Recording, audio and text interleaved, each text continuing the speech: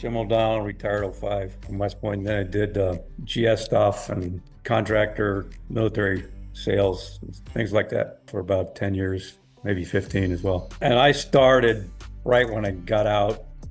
So it's 20 years before I got anywhere, really. So and kudos to Albert, he was contracting for Re-Medical, I think. And he did the initial thing, which, and not taking shots, but I went to the VSO and another group and it just kind of petered out. So I just said, well, this is never going to work, and kind of surrendered. But then I ran into a bunch of guys and they were all like 70% and I was like 10. I'm going, well, they did the same stuff I did and whatnot. So I came across Albert. He did the first initial thing with got me to like 30. When he started his own gig, somehow we got together again and then he got me to 70.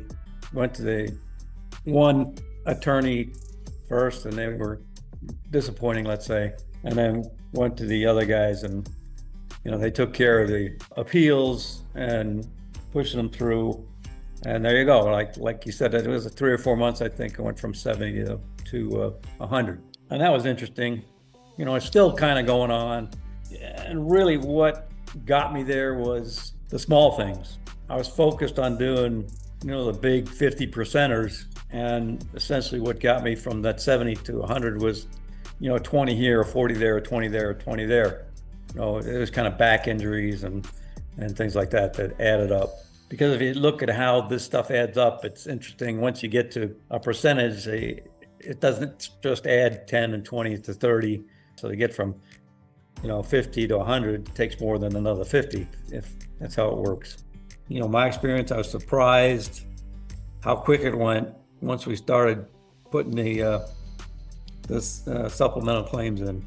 I was so used to reading them and saying, this is denied, that's denied, so I got another letter and I said, I didn't even want to read it because I figured that's another denial, right? And I opened it up and it was, you're at 100.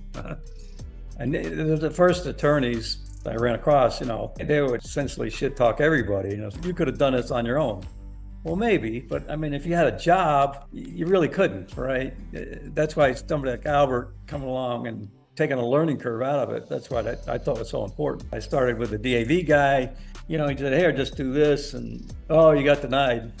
Okay, what do I do now? And then silence. So that didn't really help, So that's why, I'm pushing Albert. And there's a couple other guys I've been talking to. You got to talk to Albert. You got to go talk to attorneys.